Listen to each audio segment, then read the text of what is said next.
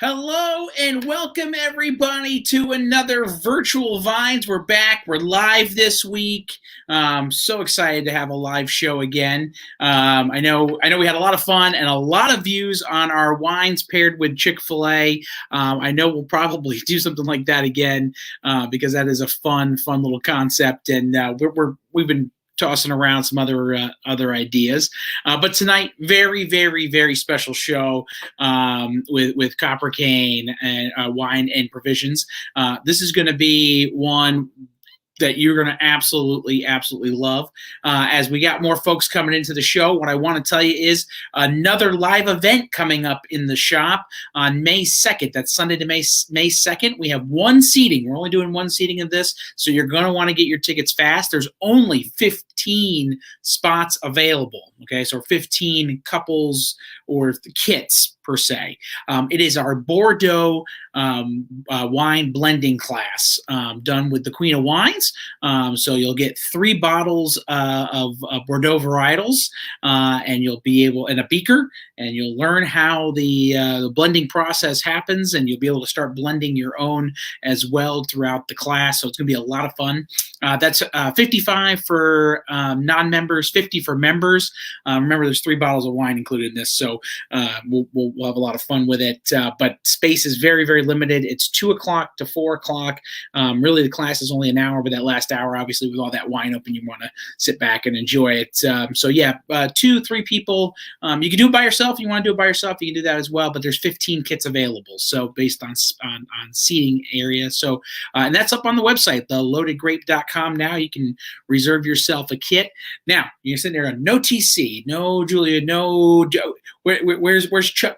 No, I have just one other co-host tonight, and that is going to be Christina Clark. Christina is the Mid-Atlantic region manager for Copper Cane, and we're going to bring her into the show right now.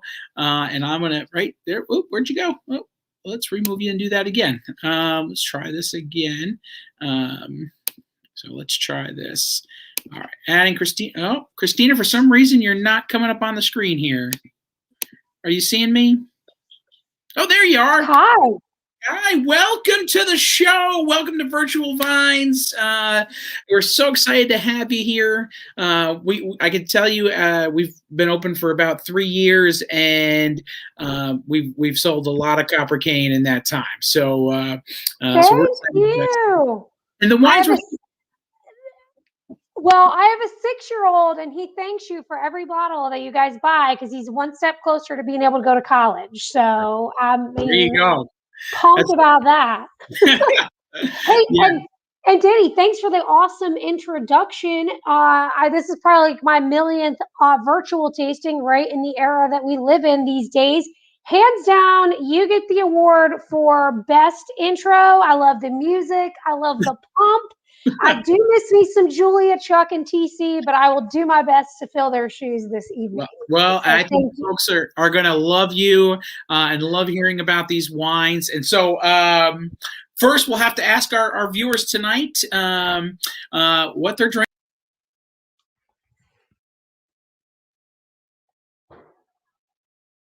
Oh, did I lose you?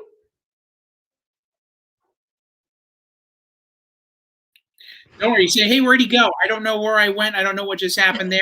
But let me pull this up there. First, we're going to ask our viewers why we start talking about the first wine, and they can put it in the comments below. What are you drinking tonight? What are you drinking while you're watching the show? Are you drinking some Copper Cane wines, whether it be an Elouan, a Meiomi, a Quilt, a Belle Glos? What are you drinking? And let us know in the comments, and we'll share that here as we start talking. But we're going to crack one open that I'm so excited about, and that is the Quilt Chardonnay.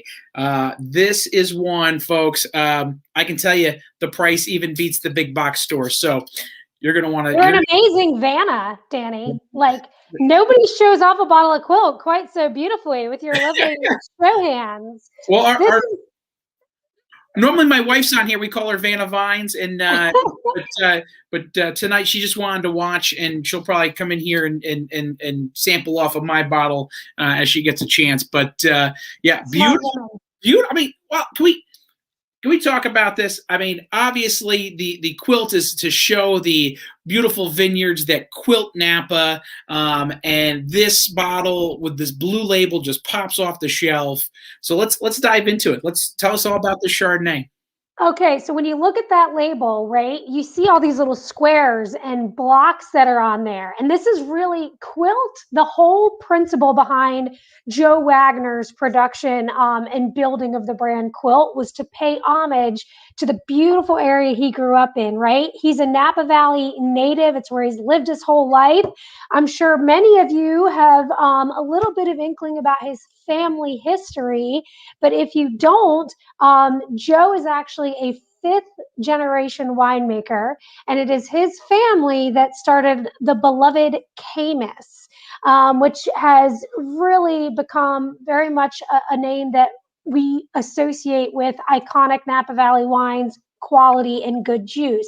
And Joe's the youngest son of the family that started that, and has kind of started his own legacy now, not in any kind of bad way. Everybody's like, oh, was there a border skirmish, a family battle? But none of that. He just, his father really encouraged him to kind of start his own business. Joe Wagner has 6 children of his own. I'm like, Joe, do you know where babies come from? It's a lot of kids. And but he wanted to build something for his children and also continue to put his passion into really viticulture. He's 100% a winemaker, but he also considers himself a wine grower because everything is about the land that we source from. And our brands all pay homage to the philosophies that follow the land. We wholeheartedly believe that the land is indivisible from the wine that you end up producing. And so it's the really important piece. For the Quilt Chardonnay that you all are hopefully enjoying right now. And Danny, I want to know your feedback now that you've tasted it. But, the primary source of fruit sourcing for this is actually Carneros, right? Because Carneros is one of the coolest regions in the Napa Valley. And like coolest temperature wise, not like I'm super cool. I know you guys know what I mean. And I want to actually show you guys a pretty cool picture of the Napa Valley because this is one of the most diverse growing regions of the world. And what's really cool about Napa is that it's a tiny geography, but it has an incredible just variance in the different growing areas. So hopefully you can see my cursor here, but from the very top of the valley all the way down to the very bottom is only about 40 miles. And at its widest point across here is only about 7 miles. But within this tiny geography, there's all kinds of different soil types, microclimates, and that's why the Napa Valley has been recognized with 15 different sub-AVAs within the tiny geography. So you might be thinking to yourself, Carneros is down here, this little pink area. You might be thinking to yourself, why is it cooler down here than it would be up here, right? Because we normally think colder in the north. Well, the Napa Valley is very unique. It's actually much, much colder in the south of the valley than it is in the northern part of the valley. And that has everything to do with the San Pablo Bay, which I'm sorry, you may or may not be able to see on my map, but it's down here at this little very bottom part of blue that you can see. And that has really cold water. And that cold water has a really aggressive breeze that's constantly flowing, and it's pushing cold air up valley. So obviously, the further up the valley you get, the less of that breeze, the less cold air, and then the hotter it gets. So Calistoga, all the way in the north, we're going to talk about a little later when we try the Cabernet. But right now, as we talk about Chardonnay, all those grapes are coming from down in this area where it produces really vibrant, a clean, bright style Chardonnay. And, when Joe decided he was going to start making Chardonnay, he got some flack from his brother, because if you've ever heard of Mir Soleil, that is made by Joe's brother, Charlie Wagner. And, they have this fun banter between the two of them. And Joe's always telling Charlie about how easy it is to make Chardonnay and how Chardonnay is everywhere and it's the easiest grape to make. And now he says that now that he makes it, his is way better than his brother's. So fun family banter between the two of them. Thanksgiving must be crazy there. Right? To be a fly on that wall. What are we pairing the turkey with this year? Remind me to tell you a funny cab story when we get to the Quilt cab about Joe's dad. Remind me. I'll definitely remember for that.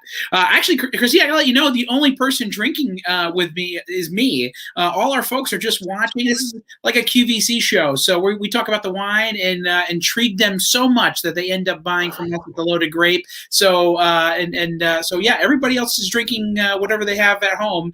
And if somebody has one of these or any of these other wines, they'll probably be opening it up and sharing with us tonight. But feel free to go way deep into it because they don't know the taste profiles or anything else besides what we tell them. So okay, well then I'm glad you told me that, Danny, because for all of you that are missing out by not having this wine in front of you right now, even if, and I don't know if this app thing has a show of hands function, but show of hands if you would be a self-proclaimed anything but Chardonnay person, because I know you are out there. I know those folks exist, and we're not trying to change any hearts or minds. We want people to drink what they like. But I hear constantly when I pour this wine from people, man, I don't normally like Chardonnay, and I really like this. And it has everything to do with Joe's proper approach to balance. We want the balanced acidity. We want a creamy mouthfeel, but we don't want to leave the consumer feeling like they're sucking on a popsicle stick, which a lot of times can happen with Chardonnay.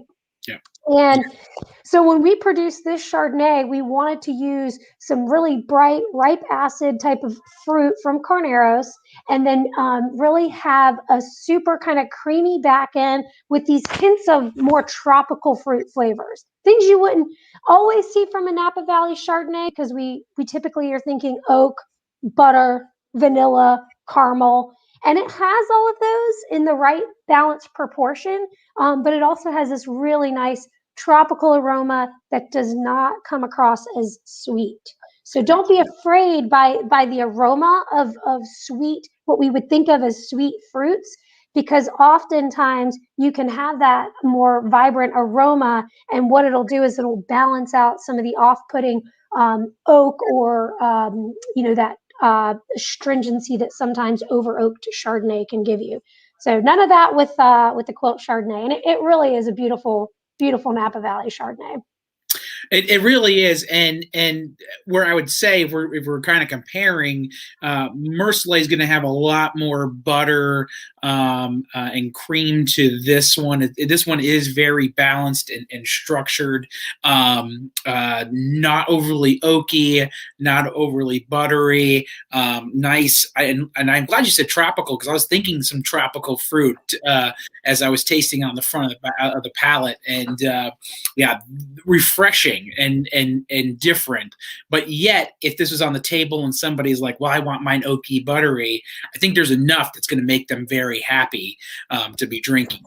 Agreed. And I think one of the cool things, when we talk about Chardonnay, notoriously, as Americans, we just throw that butter word in because we've been programmed that Chardonnay equals butter, especially if it's a California Chardonnay. And I just want to share a fun fact so that all the folks out there watching can go and just blow their other friends away next time you're talking about wine. If you ever wondered why Chardonnay smells and has that taste of butter, it is because when you do malolactic fermentation, fancy science word, the chemical compound that is one of the byproducts of malolactic fermentation is called diacetyl, another fancy science word. And that is the chemical compound that gives butter its smell. So that is why Chardonnay often has a butter feeling or smell, because so often New World producers use that malolactic conversion process where you're taking the harsh, more acidic acid and turning it into the lactic acid. It has the exact same chemical compound as butter. And I mean, I know you're all mind blown right now. You're ready to go forth. You know what? That was the best explanation of how that process happens that I've heard in 3 years. So I'm so glad you shared that, because everybody goes, well, it's the chemical process in which it and I'm like, okay, cool, but you actually broke it down and used the science, which is more impressive. So you're going to get all the quarters using the big words tonight. So thank you for doing that. I am glad I got her. I don't ever want to be like too overly sciencey, because we do sometimes forget, like, there's a lot of enjoyment that goes into wine, and it doesn't always have to be super like pretentious and nerdy and unattainable. But there are some cool things about wine that there's a reason that they happen. And some winemakers choose to utilize more or less of those processes depending on what they want their wine to taste like. For our Chardonnay, we will utilize that malolactic fermentation process, but we won't utilize it on 100% of the juice. We may only have, depending on the vintage and what the grapes are like when they come in, we may only have 60% of it undergo that fermentation process so that we can maintain some vibrancy.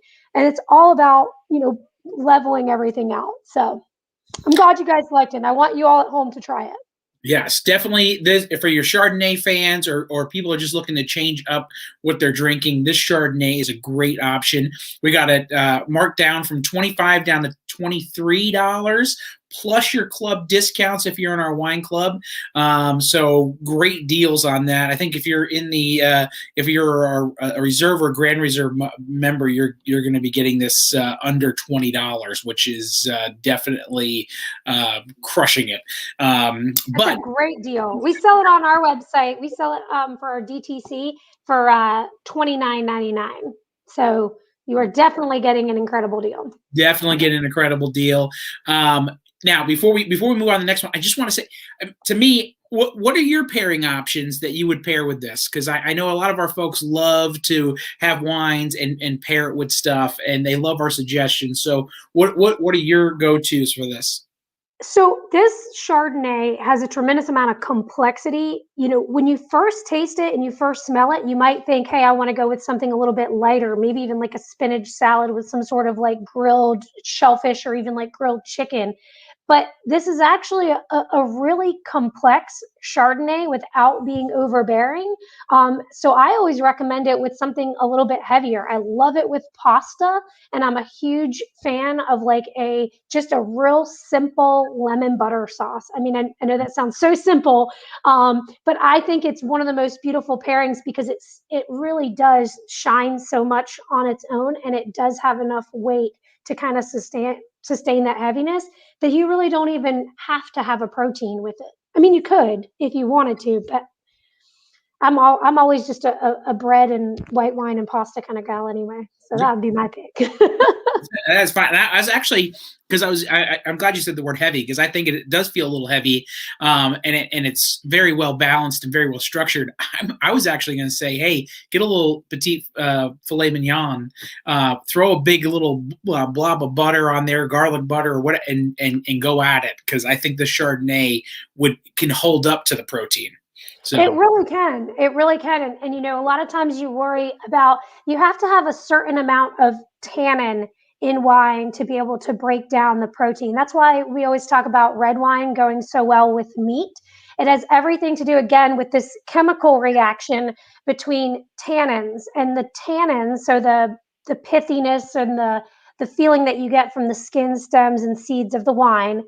Those physical compounds, when you have them with protein, they actually bind together when you're digesting the two, which doesn't sound super exciting or elegant, but it's because of that actual quick binding process that we always have wines with high tannin that go with like heavy protein meats like steak and so forth. So this does have some of that because these skins of these grapes, even though it's cooler in Carneros, it is still much warmer than it would be in a place, say, like Burgundy, where you would get a really more fine, if you want to call it that, style Chardonnay. So Napa Valley is definitely going to produce already right out of the gate Chardonnay grapes with a thicker skin.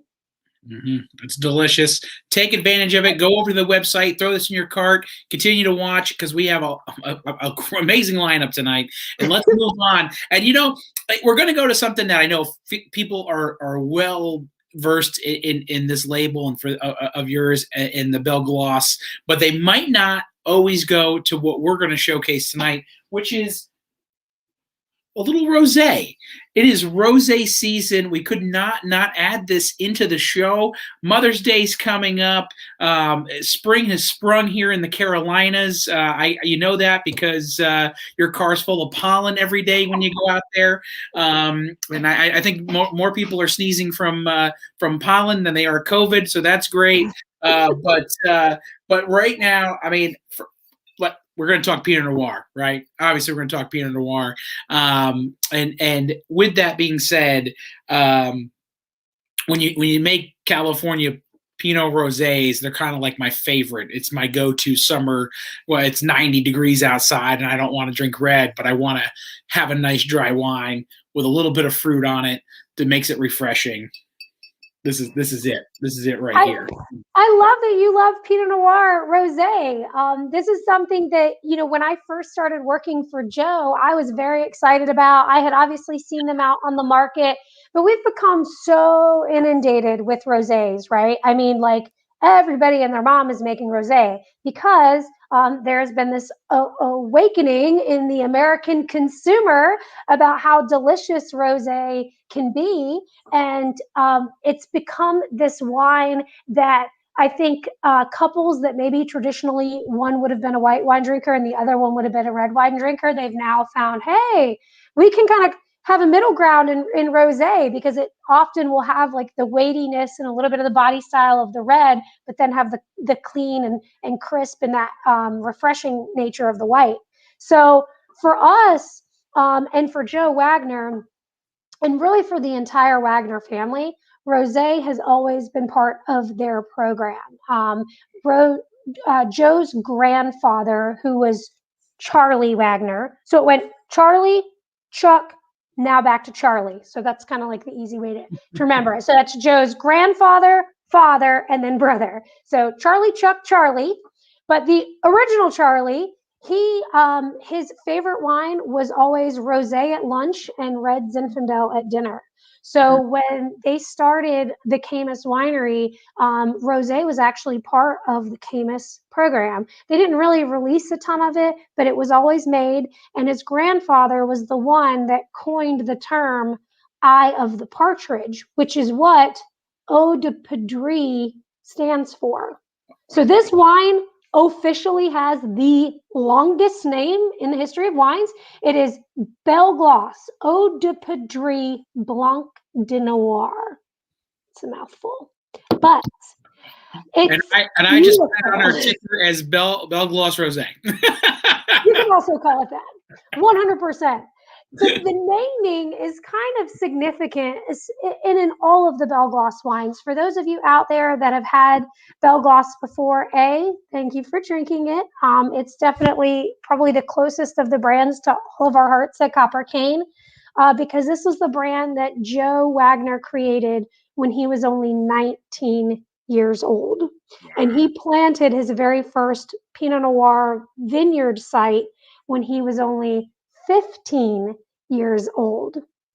So you have to remember, he's the youngest son of the lot. So, his siblings before him were kind of doing a lot of things to become part of the family business. And even though maybe if he would have been the only child, it probably wouldn't have been his timing. But because his siblings were doing it, his dad was including him as well. So kind of one of the cool stories, I think, is when it was time really for his older brother and his sister to kind of become part of the family business. his father, Chuck Wagner, says to the siblings, okay, you all have to build a brand, but you have to do it the Wagner way. And that is, he wanted them to pick a varietal, a grape varietal, and build their brand around that varietal. Because when we think of Caymus, we think of Cabernet Sauvignon. Caymus, when they started, they weren't out to be everything to everyone. They wanted to make the best Napa Valley Cabernet Sauvignon that the world had seen. And to this day, Caymus is still the only wine in the world that has ever made the Wine Spectator Wine of the Year twice. No other wine in the world has done that. And so, Joe's dad kind of instilled this to them, like, don't be everything to everyone, but be really good at what you think identifies you. And for Belle Glos, that was Pinot Noir. Joe loved the grape varietal at a time when nobody was talking about California Pinot Noir. It's hard to believe, but Belle Glos is now 20 years old as a brand. Joe just turned 39 last week. And so the brand itself is 20 years old, named after his grandmother, who was Lorna Belle Glos. And Joe is very, very close to his grandmother. In fact, his garage, or her garage, was his office for a long time. And when he created Belle Glos, he did not even tell her that he was going to name it after her, bottled it, packaged it, showed up at her house one day and poured her some wine and was like, hey, what do you think, Grandma? And she's like, oh, that's delicious. And he shows her the bottle with her name on it. And she says, now, why would you go and ruin a perfectly good bottle of wine by putting my name on it? She was just a super humble lady. She was very integral in the building of the Caymus brand, but much more from the back of the house side of things. She wasn't the one out there telling the story, but she was certainly the glue that kept the family together. And Joe really, really admired her. And so that's kind of how Belle Glos came to be, and why, for us, the rosé is such an important part of the portfolio, because his grandfather always made rosé, called it the eye of the partridge, and he wanted to continue that legacy. So it's made every year. We only make a small amount of it, and it is only released once, and then once it's gone, it's usually gone. Now, I did get bad news, and I told Julia this right before, maybe like an hour ago. I just found out that we are now completely out of this at the winery. So, yeah, so I think there is about 11 cases that Julia has right now, and that is all that is available. So I'm sorry. I wish there was more. Then take advantage of it tonight, folks, that you're watching. You're going to want this rosé. It is absolutely delicious. It has the same quality of the Belle Glos that you're used to, and straight Pinot Noir into a rosé. This beautiful strawberry note right off the front just hits you. It's refreshing. It's delicious. And I know, is this Sonoma County? Is there a particular area that you're getting this from? So most of this, it is Sonoma County. Most of it's Russian River. We use a lot, anything that usually doesn't make the cut for the dairymen, Belle Glos dairymen. We will, sometimes harvest some of those grapes, but more often than not, Joe has set aside some particular vineyard sites in Sonoma that he knows are really good for early ripening Pinot Noir. We harvest these grapes for the specific intention that we are going to produce a rosé from them. And that's a big difference, and maybe something that we'll talk about real quick. When you talk about producing rosé, there's a couple different philosophies. There is the philosophy of, oh, I've got these grapes that I don't think are going to quite make the cut for my Cabernet or Syrah or Merlot or whatever I'm going to make. So, I'm going to just, do a light, period of skin contact, and I'm going to produce a rosé because everybody's making rosé. And that's perfectly fine. Sometimes you can make great rosé that way. The other process is more of a thoughtful, or what we call bespoke process. And that is really identifying vineyard sites that produce super high acid Pinot Noir. And the reason that we need that really high acid and that early ripening Pinot Noir is because that is what is going to give the rosé its structure. We don't necessarily need the skins to be fully mature and developed, but what we do need is the sugar levels and the acid levels to be in check, because that's what's going to produce the fruit-driven, characteristics. That strawberry, Danny, you were talking about a little bit. I always get this like vibrant watermelon smell, but no watermelon taste. No. And what happens is when you get the smell of a fruit like a watermelon or peach is another really popular one that does this, it kind of tricks your brain into thinking, oh my gosh, this wine is going to be sweet. But there is literally no residual sugar. And so what happens is once you take a sip of it, your whole mouth is like tricked. It's almost like your cheekbones stick up right here because there's this really just beautiful, vibrant, like crispness to it. And I think the Belle Glos Rosé does that better than a lot of rosés I see out there. Everybody wants to say, oh, my rosé is Provence style, but ours really isn't. And I say that in a good way because our grapes aren't coming from Provence and we're using Pinot Noir, but what you are getting is a beautiful rosé that does have that clean vibrancy of a Provence style rosé, but it has the mouthfeel, the coating nature, and the texture of the wine we love from California, which is Pinot Noir. And so to me, it's a happy medium.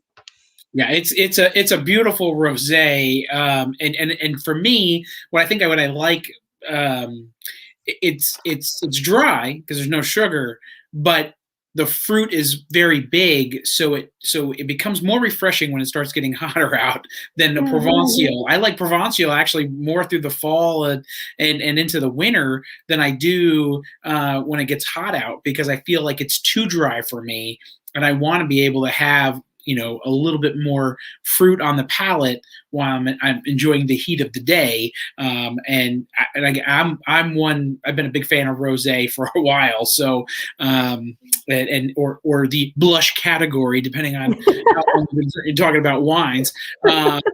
This is amazing. And to be able to get it down for tonight down to $22, knowing there's not a lot in the market.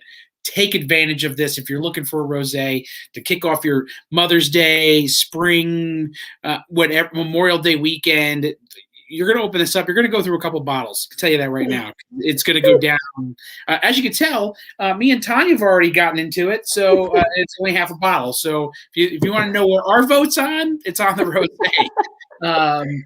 The screw cap is super convenient too for like picnics and just kind of going out and something casual. It's great. Our virtual vine veterans are big fans of the Stelvin enclosure. So we actually think about starting the Stelvin Society. So we'll what happens. So. Can I be a member? Yeah. So yeah.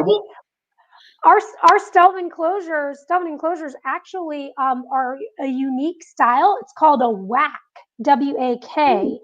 Now, if you cannot remember that, you can remember Christina Clark going, wickety, wickety, wickety, whack, and then you won't forget it. That's my way of remembering it, and I like to tell everybody to remember it that way. Well, that is a whack using the term, so that is awesome.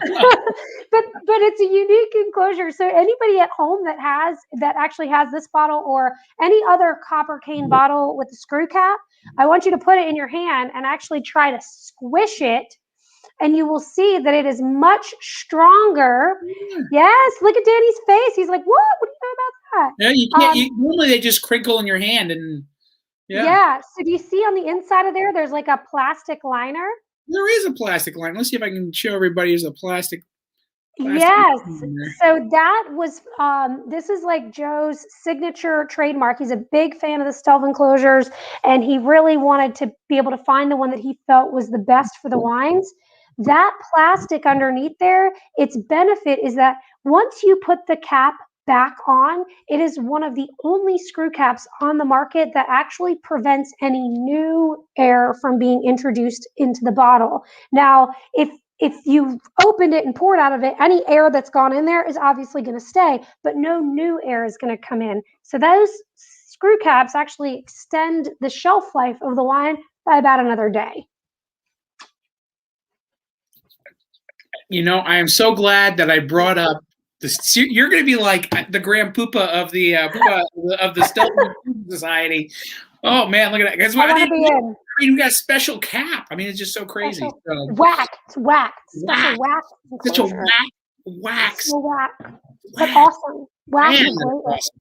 And that's why we do the show, because every time we do the show, we learn something new in wine, and that's whack. So, oh, I love it. Folks, you can go over to our website right now, throw this whack bottle into your cart, and hey, $22 plus your club discounts. Again, some folks are going to be getting this under $20. Yeah, that's not that you're not getting that in the market. So please. Yeah, and it really is. This is not just a sales ploy. It really is almost gone. I'm sad about it because it normally, we would have this typically at our warehouse to move to the market, usually is gone by the end of June. So we have moved through this much quicker this year. There's been a massive rebound from COVID, which is great. We have a lot of restaurant partners that have reopened, and we're really, really happy about that. And this is a very popular wine with them, and it's only released seasonally. So you'll get the 2020 vintage, and then it'll be gone until 2021 comes out. And now Danny's pouring one of my absolute favorites in the portfolio. A lot of our folks probably didn't realize that we've had in the shelf for a while. I actually have 2 bottles of the 16 left. Yeah. So if somebody comes in the shop early, it won't, if you order online, you'll get the 17s. But if you come in the shop and you go, ooh, I want one of the 16s, I do have some 16s available. So the 16's got a 92-point rating. And let me tell you, this is I think one of the best wines in our portfolio in terms of, they're all very much age-worthy for sure. But I think from vintage to vintage, and year after year, we see the most changes in the Missoula wash. This is primarily Willamette Valley Pinot Noir. And so it already started off a little bit more delicate. So as soon as it spends another year in the bottle, what you tend to get is some of that earthiness that we see from Oregon Pinot Noir tends to settle out. The fruit components, which is this beautiful plummy, little bit of a kind of a strawberry note, but more of like a baked strawberry. So don't think like really fresh strawberries, bright red strawberries. Think more of like stewed strawberries or in a pie.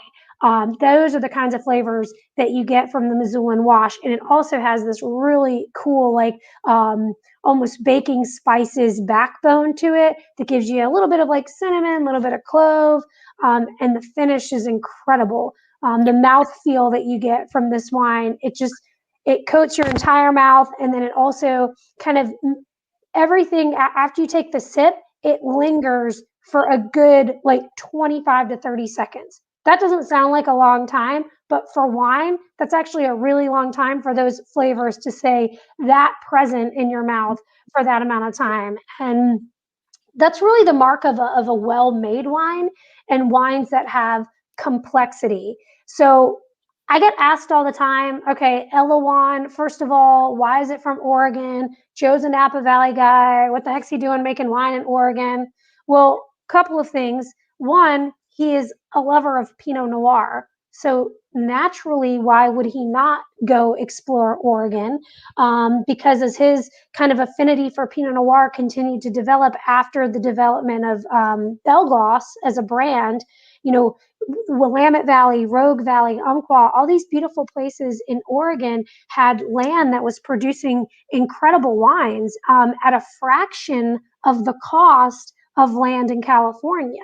So, Joe started purchasing some land up there, also started working with some growers up there, and really got very heavily involved in the Oregon wine scene and has done some really cool things for them. One of the coolest, I think, that he's done from them, from just a side perspective. I don't know if you guys remember, but 2 years ago, there were some really, really significant wildfires up in Oregon, and a tremendous amount of fruit was lost. And viticultural and farmers, these guys, they lost their crop, they lost their livelihood for that season. And what we discovered in that year was that so many growers up there did not have crop insurance. So that's like going out, buying yourself a brand spanking new car and not putting any insurance on it, and then totaling it the next day, and the whole thing is gone. That's exactly what happened in Oregon with these wildfires. So we started doing some pretty cool work with our growers up there. And the following year, for any of our growers that didn't have crop insurance, we actually bought them crop insurance for a full year. And then we now require any growers that we work with on land that's not ours, we require them to have crop insurance. But we also help them in the process to make sure they understand how it works, getting the right insurance for themselves. So there's just a lot of cool things that I think he's done to try to elevate that grape growing region. He's gotten a lot of pushback, to be honest. I mean, I don't know if anybody kind of keeps up on the news of things, but the folks in Willamette Valley, like just a handful of growers in the Willamette Valley, the ones that are really well known, they're not big Joe Wagner fans. And it's because, he's producing great Oregon Pinot Noir that doesn't necessarily taste like other Oregon Pinot Noirs. And it tastes fabulous, but they're fearful that by him coming up and basically, utilizing Oregon grapes, but using his knowledge of winemaking from a California perspective, because he's a California winemaker, they're fearful that their brands maybe won't shine as they have before. So there's a little bit of that struggle, but for us, it's all about go with your palate, man. Drink what you like, and Joe wants to produce wines that the consumer likes, and that is true to the winemaking process and true, to what that grape varietal is capable of, not what the sommeliers of the world. And I'm a sommelier, so I take zero offense to this, but not what the sommeliers of the world tell us that it has to taste like. You know what I mean? So. I'm gonna, yeah, let me jump in here. I think kind of the point going across for those watching, this is more of a heavier Pinot out of Oregon that has really great fruit, has spice and clove, but not that big earthy flavor that you typically get out of the region. So I can see why other people who are making it there, who has that identity of that earthiness that Oregon's known for, will go, hey, that's not us. That's not what we do. And I can see where that could be the difference. But if you're a California Pinot Noir drinker and you like that and a bigger one, because this is pretty big. I think this is not a light Pinot Noir. It has structure, it has backbone, it has the clove and the spice. It's not just the strawberry and like you said, like baked strawberry flavor. This one's gonna hold. This has backbone. This is gonna hold up to some amazing foods that you probably wouldn't even think about pairing a Pinot Noir with. Yeah. I mean, this is almost a steak wine too, for a Pinot. And you don't normally grab Pinot for steak. But it's almost there, and you could do it. And I think folks would be like, "What are we drinking?" Because it's not light. It's heavy. And this is very enjoyable. And I this is the first time me drinking the 17. I've had the 16 before, and that was delightful. And I didn't even know all the accolades that wine got. But this is absolutely delicious too. So don't sleep on the 17. No, not at all. So. And you're absolutely right, Danny. It's not light. In fact, we don't really use the word light for any of our wines except for maybe our rosés. When it comes to our red wines, there's a couple of philosophies that we utilize in the winemaking process. And I think this is really important for those of you at home, maybe that have some ideas about why wines taste a certain way.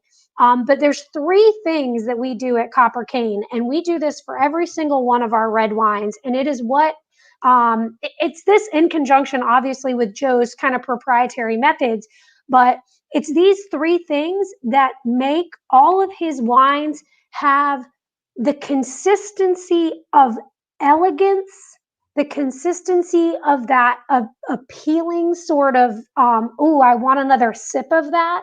And it comes from these three production pillars. The first is we always harvest about 2 to 3 weeks later than most of the folks around us in any given region that we harvest grapes from.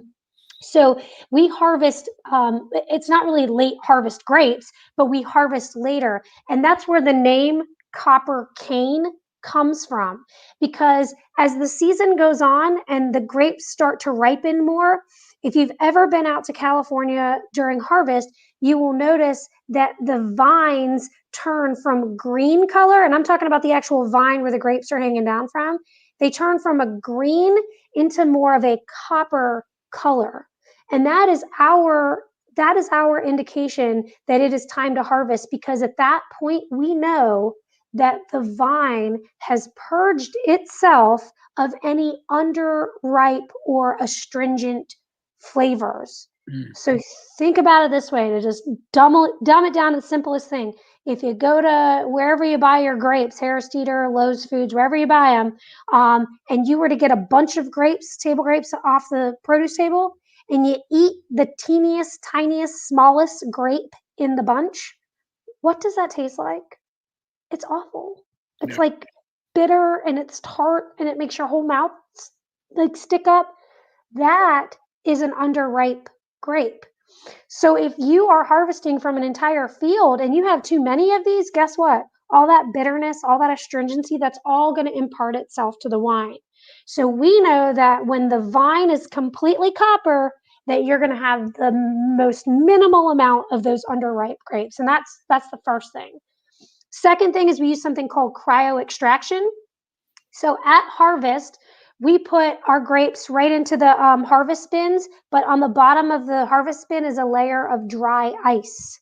And that dry ice helps to quickly kind of sort of flash freeze the grapes, if you will, to preserve the sugar levels and also preserve the aromatics and phenolics that you find inside the skins. When you just harvest the grapes and you throw them in the bin, they immediately start breaking down. They get mushed, they get squished, you get all this free run juice, they kind of get, soggy.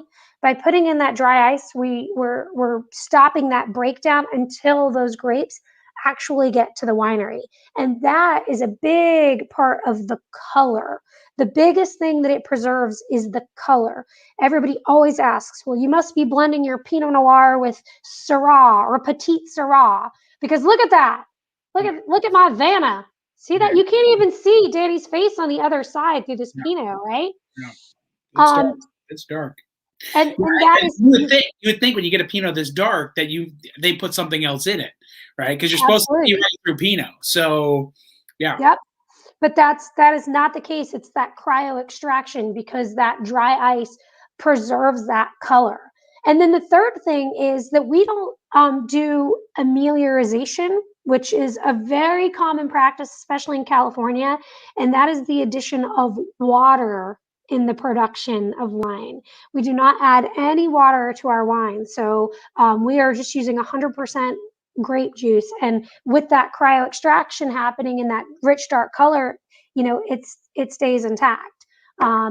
So yeah, those are some of the big three things. And then, our barrel aging process, how we treat our barrels. We actually soak all of our barrels, even our brand new French oak barrels, get soaked in a saline solution for about 3 months before they ever see wine. And that actually helps to leach out the oak tannin. So we forget that oak can also impart bitterness and astringency to the wine. But by softening those barrels, we're not lessening any of the good vanilla or that toasty note that you can get from oak aging. But what we are softening is the bitterness. And that's why every single one of our wines is so smooth on the palates. When you finish, you don't have that burning sensation in the back of your throat. You don't get that kind of tingly feeling sometimes that you would get in your gums from wines that are really harsh or astringent.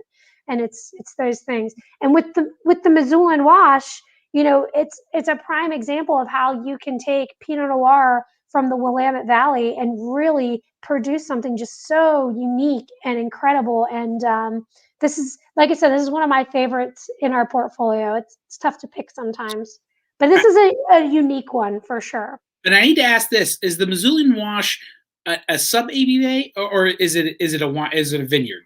No, so Missoulian Wash is a crazy name. Joe really likes to come up with crazy names for his wines. He also has a real affinity for vowels. Like he uses a lot of vowels, like Elouan, Böen, anyway. But Missoulian Wash actually refers to the Great Missoulian floods. So there was a huge flood that happened. I want to say more than 100. No, it might have been like 150 years ago. I should double check that. But what happened was these floods came down, worked their way through Oregon, and completely flooded out and washed away the valley floor of the Willamette Valley. And it exposed underneath it this whole new kind of subset of soils that was so far deep below. And those soils were so much more suitable for the production of grapes, especially for Pinot Noir. And that is really how the Willamette Valley came to have soil suitable for Pinot. It was because of after that massive flooding and the washout of that valley from that flood. I'm so glad I asked that question. Yeah, it's a good question. That was a great question. All right. Yeah. Well, folks, head over to the website. We have a special deal price on this, $40 plus your club discounts. So some of you are going to get this wine really, really cheap.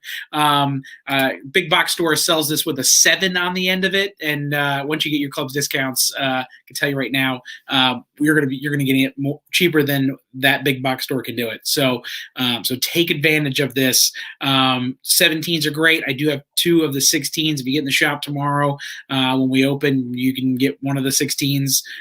But yeah, this excellent Pinot. Like I said, we got Mother's Day coming up. You got Memorial Day coming up. You got Thursday coming up. It doesn't matter what day you choose to drink it. It is absolutely delicious. You want to have it. And we're going to move on to another Pinot. We're going to stay in the Pinot realm. And you know what? I don't think we're drinking enough Pinot Noir lately. I think we need more Pinot drinkers. And I always normally say that. Our customers are really big Zin drinkers, which normally you don't get. We have a lot of Zin drinkers, and we're getting them into some Syrah and Petite Syrah, and building up that category in the shop. But I feel like Pinot always gets forgotten for the cab. And don't worry, you cab folks, we got you in the end. I'm telling you right now, the last cab is out of this world. You don't want to miss it. So stay tuned. We're gonna get there, but. A brand that this is the first time we've brought this brand or into the shop. So how about that? So the Böen, we have not carried. So this is going to be new SKU for us at the Loaded Grape. So and this is the Russian River 2019. And I think in my head, when I start thinking California Pinots, I'm looking at the label, and if it doesn't say Russian River, then I'm looking for Monterey, and after that, it's kind of like, well, maybe I'm just gonna go with a Burgundy. I just at that point. But when I'm getting California, I'm really looking Russian River, and I'm looking Monterey. I feel like that's the best regions in California for Pinot Noir, and having had this with dinner tonight a little bit, and this is delicious. So I can't wait for us to get into it and talk about it. But one, in this whole, again, these vowels, how do we get this name? And two, the go with the name first, and I'll get my second question in a second. Totally understand. Okay. So you cannot talk about Böen without talking about Joe's history, right? And we discussed how first brand that he made was Belle Glos. Now, I say a wine every single day since I started working for Joe 3 years ago. There is a word that comes out of my mouth of a wine that I do not sell. Okay. I do not sell this wine, nor do I advocate for people purchasing this wine.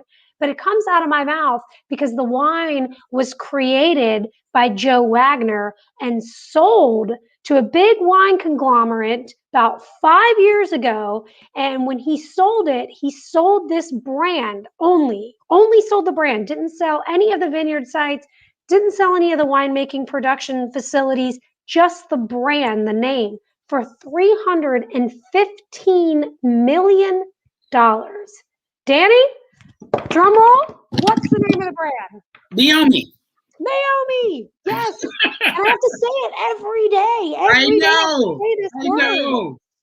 Yep. I have to yell at my mother regularly to stop drinking Meiomi. I'm like, Mom, every time you buy a bottle of Meiomi, you are literally taking $5 out of Dylan's college fund and putting it somewhere else. Well, since we got it out there, I can tell you right now, a lot of the folks probably watching today are not big Meiomi fans anymore. They probably were. They probably were when we were buying Meiomi at $32 a bottle religiously, maybe more when we were drinking at restaurants. It's changed. It doesn't taste the same. It's not as enjoyable as it was when Joe was probably making it. And so that's exactly what it was. Joe stopped making it. Joe stopped making it. So yes, it doesn't quite pop as much, but it's a powerhouse of a brand. It is, and it's all in the name. It's all the hype. That's why Constellation paid so much money for it, because Joe created this new category of Pinot Noir. He changed what the American consumer's perception of Pinot was. We always thought it was just this light, soft, floral, really nice wine, but it never spoke to people that wanted something more complex, people that wanted something with a little bit more oomph, but they still wanted that smoothness, they still wanted that silkiness, but they also wanted a little more gusto. And that is exactly the style of wine, especially with Pinot Noir, that Joe Wagner creates. So with thank you, Melissa, for not drinking it anymore. I appreciate you. But I should also let you know, I've been doing a lot of virtual tastings for corporations, and one of the most popular ones that they pick is I talk about iconic brands from California, and I literally talk about Joe against Dave Finney. It's literally a fun tasting because it's all about the brands and how they build brands, but the wine is so enjoyable. So on both sides, so it's a very fun taste. So if you're ever needing a theme, Joe versus Dave Finney is a fun one. So it's funny that you say this, and this is the second time I've told this story today, which is also funny because I don't normally do this, but Joe and Dave Finney are very good friends. In fact, they both grew up in Napa Valley, and they went to school together, and now their children play on the same baseball team. So every year, Joe and Dave work together, and they collaborate on a wine, and then the only place that wine gets auctioned off is at this baseball fundraising event for their kids, and it goes for some stupid amount of money that people want it. But yeah, so they do. You're absolutely right. Like you're not just throwing around that word iconic. I mean, both of these guys have a desire to produce wine, not for the sommelier, not for the industry, but for the people. I mean, they want to make wine that people will enjoy. And when Joe created Meiomi, it was created and born out of Belle Glos. Belle Glos, like I said, was this single vineyard site Pinot Noir. And I'll actually take this opportunity to show you where those three vineyard sites are, because what Joe did was he wanted to make something that was approachable at a price point that was definitely still luxury. I mean, when Meiomi came to the market, it was, like you said, $33. But also it wasn't so unattainable. It wasn't $50, right? Which is what Belle Glos is now.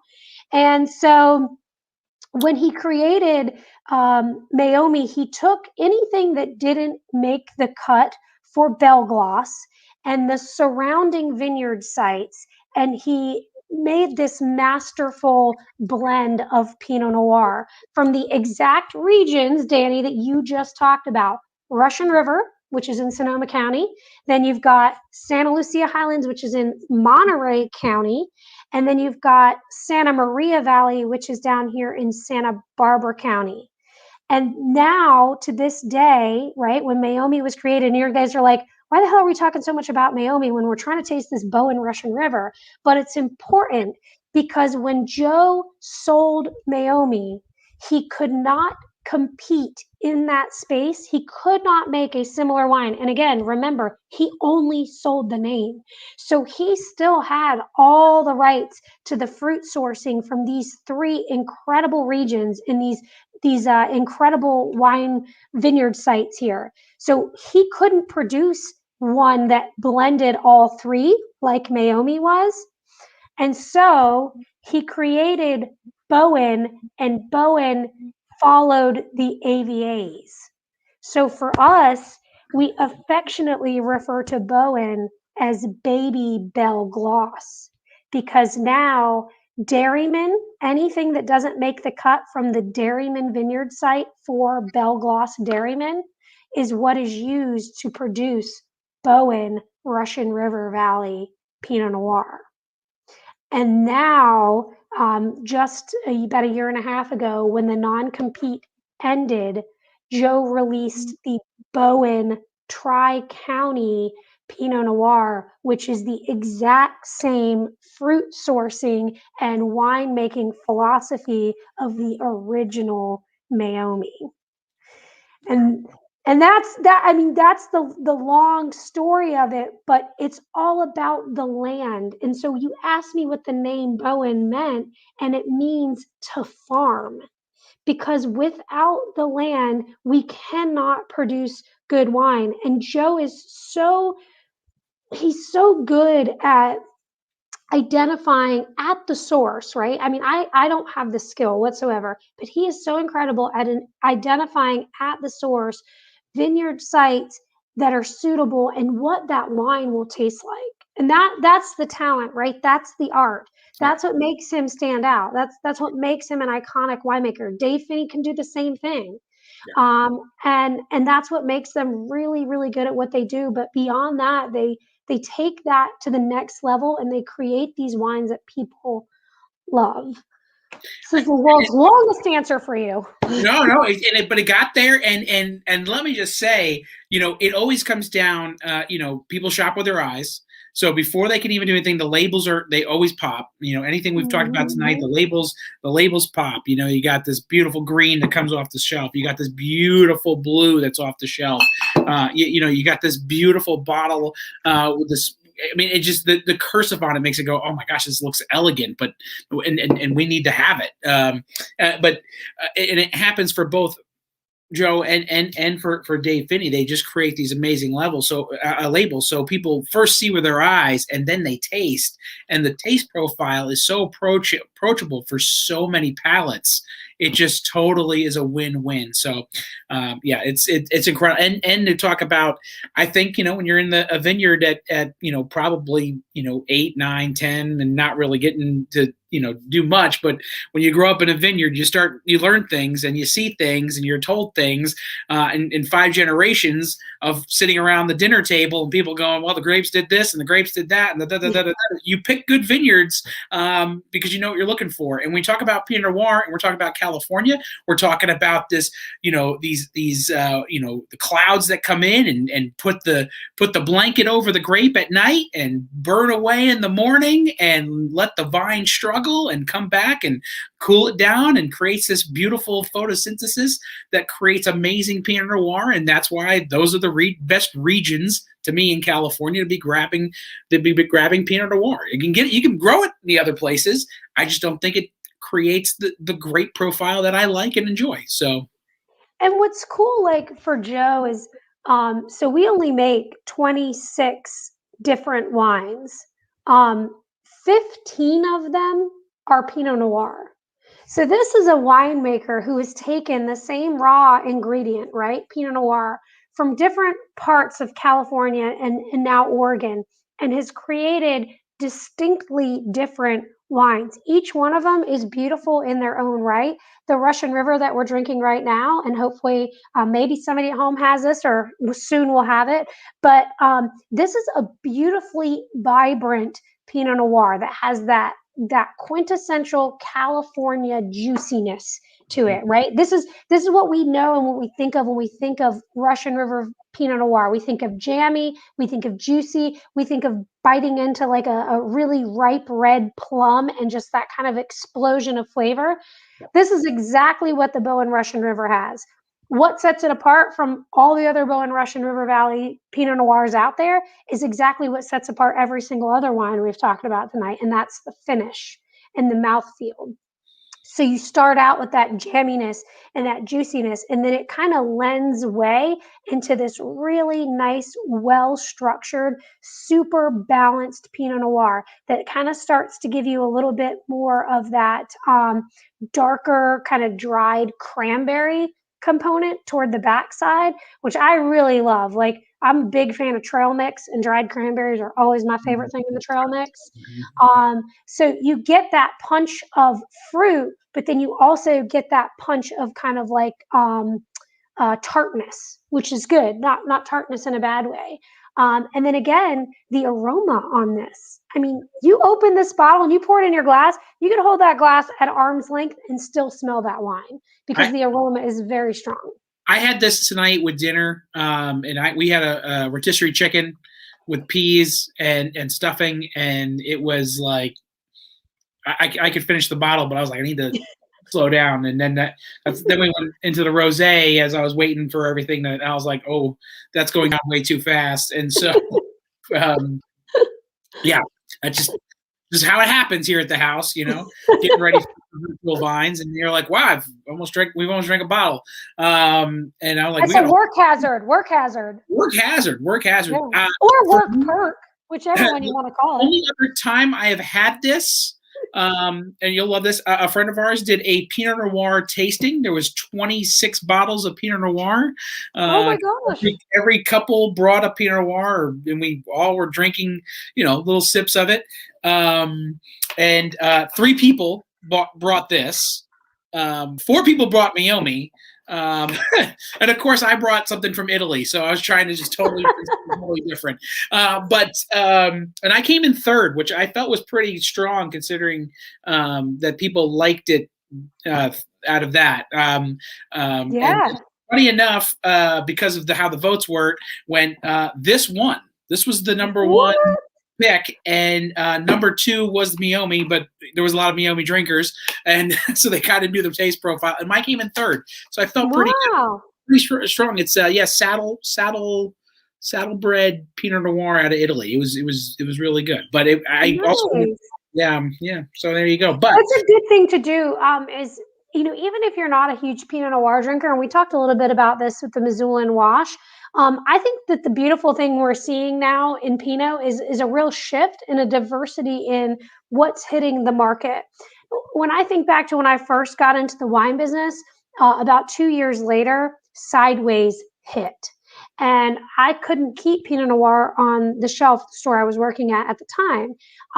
But what I remember at that time was it was a very small set, very small selection, but everything tasted kind of similar. There wasn't a huge variation in the style. You basically had Burgundy, and then you had folks that were trying to emulate Burgundy. They were either from California or from Oregon, but they were trying their hardest to emulate what Burgundy was producing because at the time that was the benchmark for Pinot. Now I think the consumer has become more adventurous with Pinot Noir. They're opening their eyes to the fact that Pinot Noir is no longer just this light, flabby, soft, floral, fruit-driven wine. Pinot Noir is now a wine that has structure. It's got complexity. It's got backbone. I mean, that Missoulian wash, I would put that up against half the California Cabernets, that are just straight California appellation, like no Napa Valley or anything like that. And Cabernet drinkers, those that identify as Cabernet drinkers, would pick that Missoulian wash over a Cabernet because of the complexity. I think that's what we Cabernet drinkers, they don't realize if what they like about Cabernet is that it offers them more. Like my husband calls it ripping the enamel off of his teeth. He's like, I need to feel It's my, I need to chew my wine. And now there's a category of Pinot that fits that bill. But it also offers something very different than what you would get from just drinking a standard Cabernet Sauvignon. Mhm. So Pinot's coming into its own. It's now the number 2 selling red wine is Pinot Noir, second only to Cabernet. Wow. Well, and way I understand it was, anybody who had, anything growing besides Pinot Noir in Monterey was ripping up and putting Pinot Noir in. So that makes sense. So when you talk about everybody in, Napa's very cab heavy because the price per bottle and the cost of growing, you need that product there. In Monterey and other areas, you can go Pinot Noir because it grows great. And and again, we're talking about Pinot Noir, which is a fickle grape. This is not an easy grape to grow. This is we have to worry about because of how the clusters are, the fungus and stuff that gets in between the clusters. So this is not the easiest thing to grow. So having perfect conditions help that, where you don't have as much of that rot that happens typically on the vine. So, but this so good. You also see now, Danny, and this is really kind of a post Sideways anomaly. This is the reason that happened. When Sideways came out, there was this massive surge in people wanting to try Pinot Noir. They had never really even heard about the grape before until this movie came out. And for anybody that's watching tonight that has never seen the movie Sideways, that is your homework. You must do it. It's a great movie. And it will all be full circle what I'm talking about. But when this movie first came out, I mean, everybody wanted to try Pinot Noir. All of a sudden, there was this surge of it. And it's kind of like the Rosé surge that we're seeing now. As a result, anybody who was in the industry wanted to ride that wave. So everybody started producing Pinot Noir. And some people did a great job. Others, not so much. So before, when you had very small variation between quality in Pinot Noir. It was all relatively high quality. Now there's a huge gap. I mean, the difference between the best Pinot Noir on the planet and the worst Pinot Noir on the planet is huge. Before that wasn't a large gap, and so that's one of the things that have come out of the growth of this varietal and the surge from that movie. But you see the same thing with Rosé. Once it becomes popular and everybody wants to produce it, you got really good stuff, and then you got really, really bad stuff. And we try to always be the producer that's going to bring the quality level of that particular grape varietal up, and especially from that region. And I'm just going to go back to this since we have it on here. $25 normally on the shelf, down to $23 plus your club discount. If you're looking to throw a couple Pinots in your basket tonight, this is a great deal, and take advantage of it because it's so enjoyable. It goes down super smooth, great fruit, a big mouth feel. So it's not flabby. It has structure and backbone. And I'll tell you what, for Russian River, for you to get on 25 or under, that's a great price. So it's a really good price. It's very hard now to find Russian River Pinot under $25. Very hard. Yeah, I mean, I think we have another one from Sidori, and they do a great job too with Pinots, and I think that's like 32. So, take advantage of the Russian River and get this amazing Pinot because you're going to open this up, and friends are going to like it, and they're going to go, "Wow, how much did you pay for it?" And you're going to tell them 23, and for most of you with the club discount, going to pay less than that. So, don't miss out on this one. Joe does an amazing job, and I hope one day I get to meet Joe, just because I do love, I feel like now through tastings I've talked about him enough. I'd love to meet him, but yeah, he's a fun guy. He really is, and he's a great guy to work for.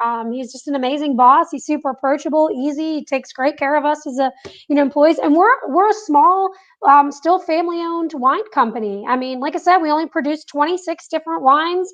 I am one of only 23 sales reps in the country. And, all total, we just have I think we just hit 100 employees total for the company. And that is everybody from viticulture, winemaking, accounting, warehouse, everybody. So, still very family owned, but really trying to bring some great wines to the market, especially the next one we're about to do. Holy cow, this one is like, the cool tab is like unstoppable. Christina, you might not know this, but again, with my virtual tastings that I've been doing for a lot of companies, I want to say we've already, between the end of 2020 and the beginning of 2021, I think we've already sold 9 cases of this. So I mean, we rocked this wine, partly because it is just so good. And when I think partly I oversell the whole iconic brand thing, and I feel like this wine, for a Napa Cabernet and the price, this over delivers. It does. Over delivers, and I love a wine that I could put in somebody's glass, and then they go, "Oh, it seems expensive," and then it over delivers. No knock to Joe's dad with Camus, not knocking, but for $30, $40 less retail, this kicks butt. I mean, this is totally a wine that, man, if you are not drinking Quilt Cabernet or not putting it in your rotation of nice cabs to have, or laying bottles down or whatever, you need to start doing this, because this, wait until you got to go into where the we're talking about getting these Cabernet grapes from, because once you start hearing the names of where these vineyards are, then you start thinking of where your other brands that are also selling wine with grapes from those same regions, and we're getting over 100, 150, and some folks are going to be talking 225, 300 a bottle for Cabernet from grapes from these regions. So for him to be able to do this wine at that price, it's incredible. He has always wanted to bring a price approachable Cabernet to the market from the Napa Valley. And you hit it, or I'll hit on it earlier, when we talked about these iconic Napa Valley wine producers and some of what is now known as these cult wines, right? I mean, the Screaming Eagles of the world, the Opuses, the Camuses that are always in there, the Silver Oak. These are big, iconic names, right? But they also come with these big price tags.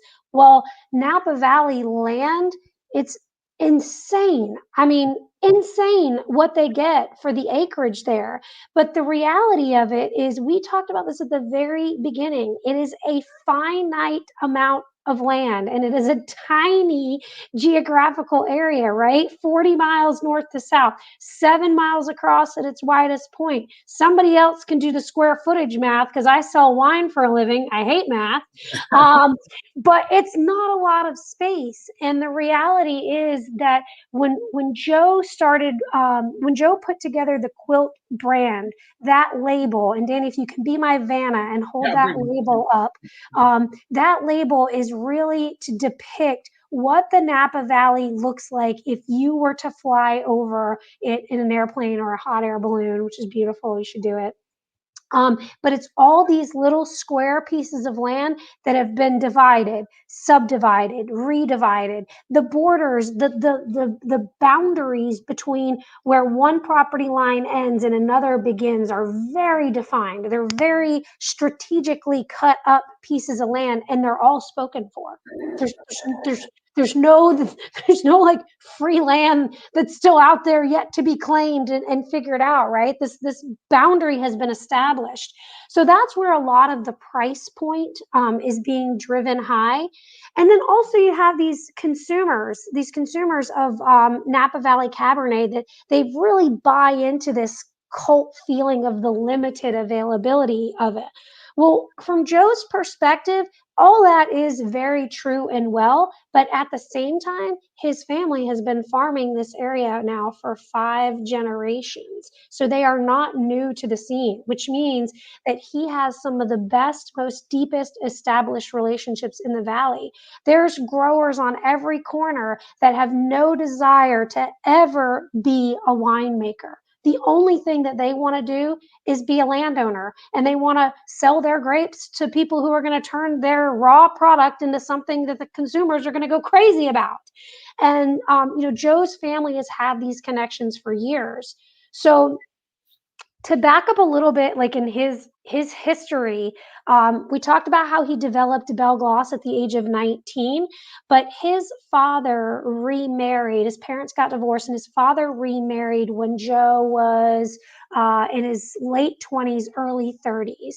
And his father kind of wanted to take early retirement from the wine business, spend some time. He and his new wife traveled, and Joe and his brother Charlie took over the operations for Caymus. Chuck Wagner had kind of taken a side seat.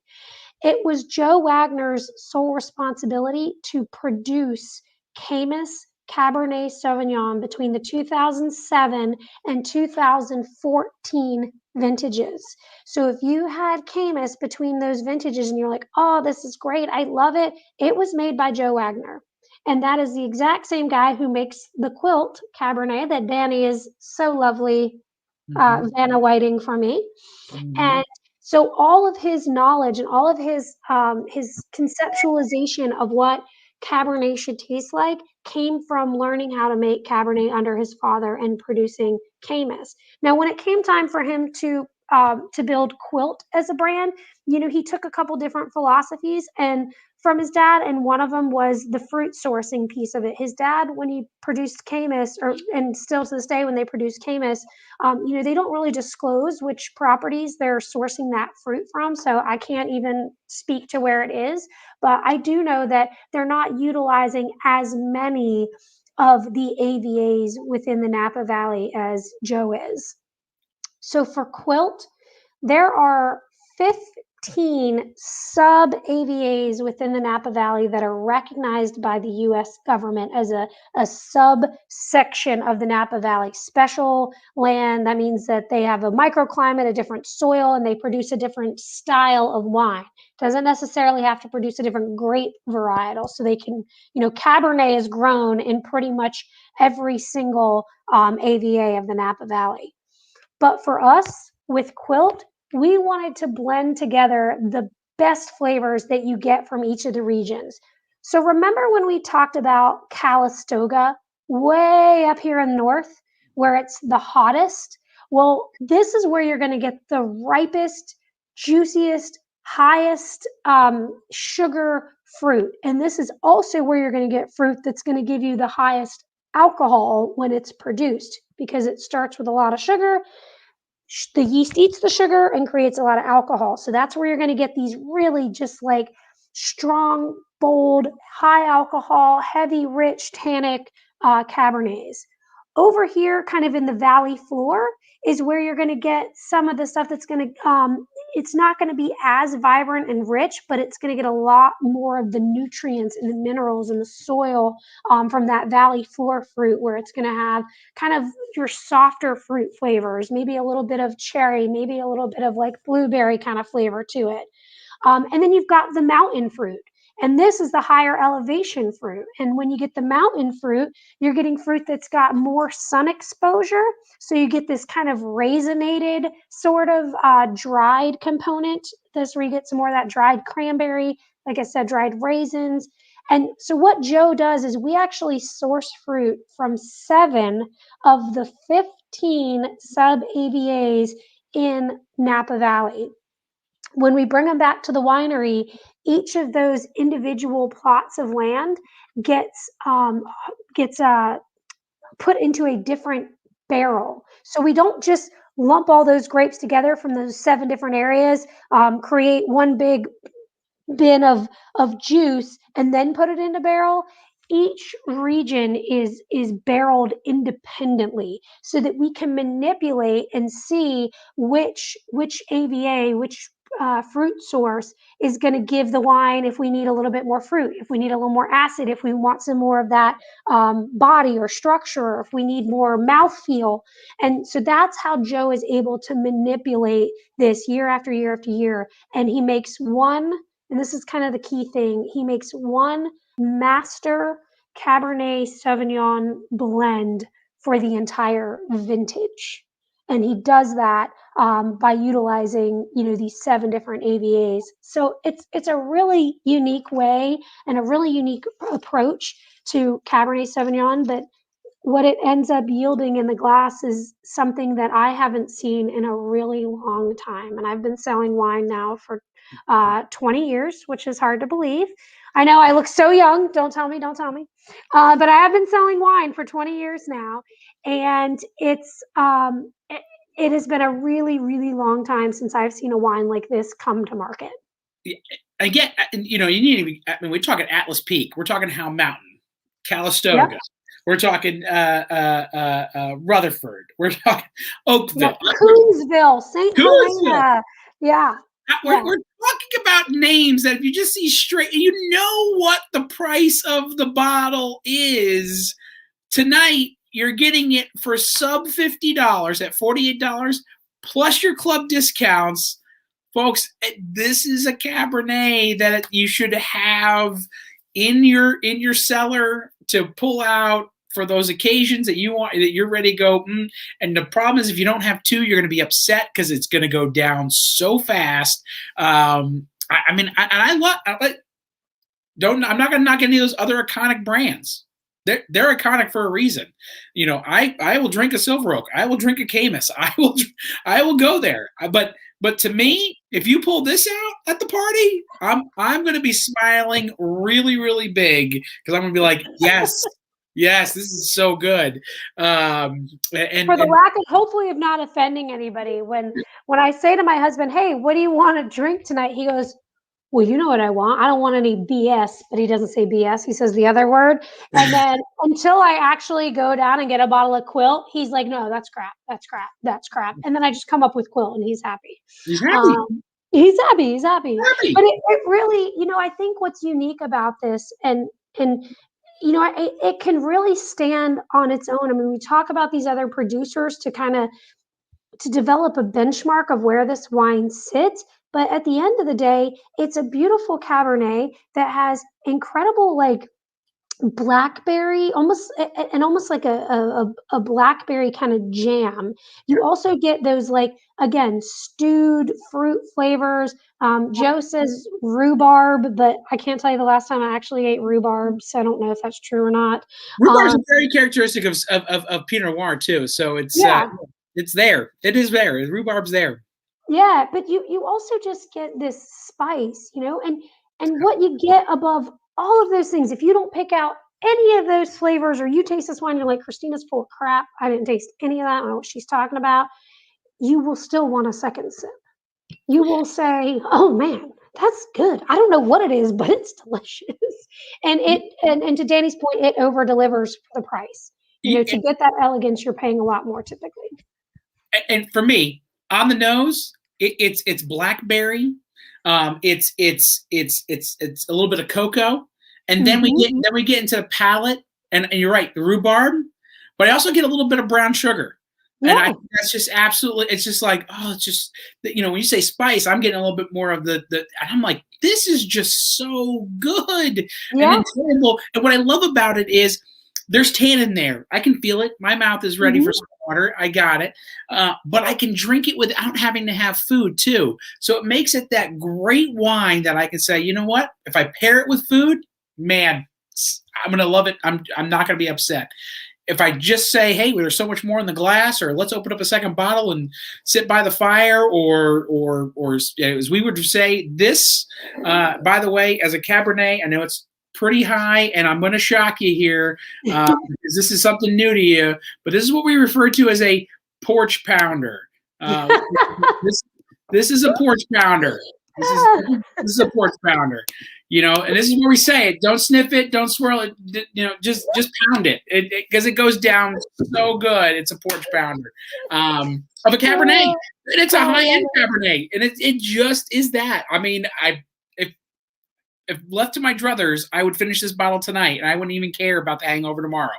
I would not care. I just do Highly it. recommended. Just do it. So good. And this, by the way, this would be my second bottle of Quilt in basically a week. So I could do it. It's gonna be close. And you guys have the 2018 vintage, correct? Yeah, 2018. So I would also encourage anybody who loves this to get it while you can, because I think a lot of you have heard about the wildfires from Napa Valley from the 2020 harvest. It was a very sad year in Napa. I mean, we just lost a lot of property, just devastated, vineyard sites. I just old historical, beautiful vineyards. Joe has a property up in Calistoga that completely burned to the ground. Thankfully, we didn't have any vineyards up there, but it was his personal private ranch where he would take all of us. I mean, I've been up there several times. We had an underground water slide, a bocce ball court, cornhole. We had this cool little cabin, and it was a great place for copper cane folks. We had a skeet shooting range. We'd go out there and just play all day, and he'd take his kids out there. And, we lost that property. And I mean, the beautiful thing is we will rebuild. And, the folks in the Valley are very much a small, tight-knit community, and they're very resilient, and they're very willing to jump in and help others. But unfortunately, the 2020 vintage is going to be extremely short. And the 2019 vintage was already a little bit short. So we are coming into, once this 2018 vintage rolls, we're coming into two back-to-back significantly short vintages. And that's not just for copper cane, that's for Napa Valley producers across the board. So if you're a Napa Valley Cabernet fan and you want to preserve your stash for the next little while, I would suggest, getting what you can now, because in about 6 months, you're going to start seeing some very significant price increases on the cost of Napa Valley Cabernet, and it has everything to do simply with the supply. Wow. Well, you heard it from the source. So when we tell you in the shop that, we're not trying to just make an extra sale. This is going to be it's the reality of the business now. It's the reality. I mean, right now, French wine is getting difficult because of the tariffs. We're going to have California wine going up because of the fires. It's just going to be how wine is here for a little bit. Hopefully things level out and, it ends up working out a couple of years down the road. But for right now, this is it. You're going to have to, right now is the time to buy, and wine club members use your coupon code seller, estate, or reserve at checkout. You're going to get your club discount. Christina, let's do a little quick recap of what we talked about tonight. Just a quick one, and then we'll send everybody on for the rest of their evening. We start off tonight with the Quilt Chardonnay, which, you know what? It's been so long since we talked about it. Not to say that I didn't forget about it. It was absolutely delicious. And that's coming from somebody, like we talked about earlier, that is not typically a Chardonnay drinker. As a wine shop owner, I hate Chardonnay because you can never make a Chardonnay drinker happy, because it's either not enough oak, not enough butter, or it has oak and it has butter. That's the problem. So it is the most difficult way of saying, someone goes, "Hey, pick me out a bottle." And it's like, oh, now you need to tell me what you like, because I go through 20 taste points before I pick out a bottle. It's skip the most widely produced white wine in the world. There's no other white wine that we make more of. I tell people when we do wedding tastings, I go, skip Chardonnay. Let's skip it. Skip it completely. Go to Rosé. I said, let's do a Rosé and let's do a Pinot Grigio. Everybody's going to be happy. Yeah, that's so true. So it's like, because someone's going to be a Chardonnay drinker and it's going to be like, well, I don't do oak and it's oaky, or I don't, or I, yeah. Although I will say the Quilt is a good balance. I mean, everybody wants to try to achieve that perfect Chardonnay that's going to make all Chardonnay drinkers happy. This does that, but it also makes folks who do not particularly care for Chardonnay happy. It's a really good food pairing wine for sure, and it is a wine. And I actually think, we talk about the recap. This is the common theme across Copper King's brands. They will make you want another sip. I guarantee you will be hard pressed to just have one sip and say, I hate that, and I'm not having another sip. You might have one sip and say, ooh, I'm not sure what that is. You'll have a second sip, and then you'll be like, oh yeah, okay, now I see. Yeah. And that's the theme. They're all approachable wines. Belle Glos Rosé was the next one that we did. And sorry, I drank most of it. Yeah, that's okay. There's only few cases of this left in North Carolina. This is now officially already out at the winery, but a great wine to look for year after year for sure. We usually release it in February, and then it's usually gone at the winery by June, but this year it was earlier. So yeah, it's so good. It is so good, and at 22 plus your club discounts, and I'm gonna probably talk to Julia tomorrow and try to lock down maybe another couple of cases, no matter whatever sells here, just because you should. I think I just need to make sure we have a little bit of supply in the shop. Yeah, I would. Then we switched to the Pinot route, and we started with the Elouan, and this is I might have a new everyday Pinot here at the house. Like this might be the I just gonna have to open it up at we got discount down to 40 plus your club discount. The Missoulian wash. It's big. It's chewy. It is delicious, and Joe knows what he's doing when he's making Pinot Noir, and that he proves it in this bottle right here. So this is for all you folks out there who have said, I've really wanted to like Oregon Pinot Noir, but I haven't found one that I love. Try this one. I think you like. Honestly, I think for the price point, and when you talk about complexity, this one and the Quilt Cabernet are probably the two wines that we went through this evening that have the most gusto and the most just richness and layer after layer of different flavors and unique flavors. So certainly give this one a try. This one's also one that you really don't see it everywhere. I mean, there's not a lot of exposure on this one. We don't make a ton of it. We don't sell it in a ton of different retail outlets. So it's a lot smaller production and just a real unique wine to drink on your own or share with others. And what I'll also throw out there, and I know, look, so people see $40 and they think expensive. But if you go to a restaurant, you're going to pay $10 a glass for something that's not even close to the quality of this. So why, when you eat home and you're not out at a restaurant and you're eating at home, why not spend a couple extra bucks on the bottle and enjoy a really nice glass of wine? Because you'd be spending that at the restaurant that night anyway. So this is the one to do that with. Don't cheat yourself with good wine at home, and then pay up for when you drink at restaurants for not as high a quality. So treat yourself. Philosophy, Danny. Great philosophy, right? Words of wisdom. This is got Böen Russian River. Oh my gosh! Oh, the Russian River. I will probably be finished. I will. You know what? No, I'm not even gonna lie. I gotta get a splash of this before I put this up for the night. Okay. So Danny, if you can only take one of these you're now going to be moving to a deserted island, and the only alcoholic beverage that you're ever going to drink again, ever in your life, is going to be one of these wines. Which one are you taking to your island with you? I mean, this, take a moment, marinate on it. It's so tough because I'm going to be hot. I'm going to want only this rosé because it'll be so hot, but I won't have a way to chill it. So that's not going to be good. If I'm only taking one, it might be this one. Going Russian River? Going Russian River. Right. Going Russian River. Okay. I love it's the cherry strawberry notes. It just drinks so smooth, has a beautiful finish. I'm probably going to be eating fish and eating whatever birds I can kill on that island, and it's going to pair excellent with it. So yes. Your wild bird game meats that you're going to be My at? wild bird game is going to be like amazing, and I'm going to want this Böen. And you know what? Again, like I said, I did it with a blind tasting. This was the #1 choice across the board at the blind tasting, and that even include people. Naomi came in second, so I'm not saying like whatever it did. We don't even want to say the bad word anymore. It's a bad word.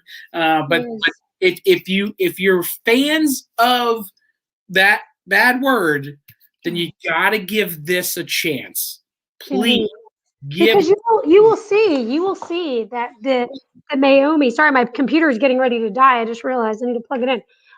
Because you'll see that the difference in the finish is where the two wines really set apart from one another.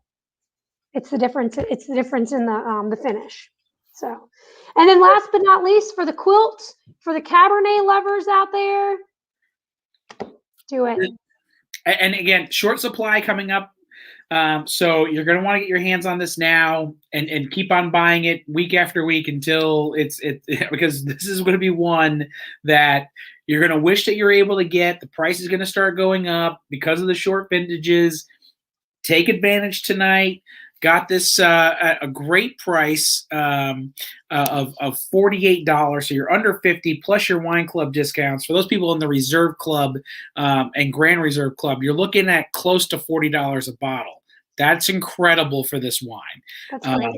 Because I could tell you right now, they're not selling this at that price at the winery. No way. Yeah. It's just not. So, and again, these prices are only good for this week. After that, the prices go back up. So take advantage while you can, because these are great wines. And Joe knows what he's doing when he makes these wines. They're pleasant to the palate. They're crowd pleasers. These are things. The reason we carry these at the shop is because people walk in and go, I need something. I'm having a party. I have a bunch of people. I don't know what everybody likes. And I can recommend any of these bottles. And at the end, they'll like, oh, I was the hero. People loved it. They thought it was crazy, amazing. Best thing they've ever had. Thank you. Thank you guys so much for carrying them, and supporting our brands and telling our story. It's as much as I wish that I could tell our story to every single person, it's up to folks like yourselves, Danny, to continue to tell that story. So thank you guys so much. And thank you for having me. Thank you for letting me join you. Thank you. I'm going to come visit you soon. I'm coming to Yes, please come visit us. Please, we would love to have you as things are opening up. Hopefully we can do a tasting in the shop and have our folks that we're watching virtually enjoy meeting you personally, because I know those folks would love to do that. It looks like Richard, big fan of the Böen as well, from all the depth of complexity and affordability price point. So Richard, thank you so much for commenting. This has been so much fun. These wines will be available for pickup starting on Wednesday at 4 o'clock. So if you order tonight, they'll be available Wednesday at 4 o'clock for your enjoyment. So that's only, you order tonight, you're picking them up on Wednesday. You can start planning out your before you know it. Yeah, it's going to be playing out your weekend. Hump day? So hump day? What is hump day? Wednesday's hump day. Yeah, come and get it. Barb wants to thank you so much for joining us, Christina. We loved it. It was awesome. These wines are amazing. And Joe does an amazing job. Hopefully, I was all planned to go out to Napa and do that last 4th of July. And of course, COVID got that plan canceled. So me and the wife are now looking at the next possible time that we can get out there, and as soon as we can, we'll probably try to figure out a way to stop and see you guys at Copper. We have an awesome tasting room and a beautiful restaurant in downtown Napa. So anybody who's heading out there, definitely come visit us at Quilt and Co.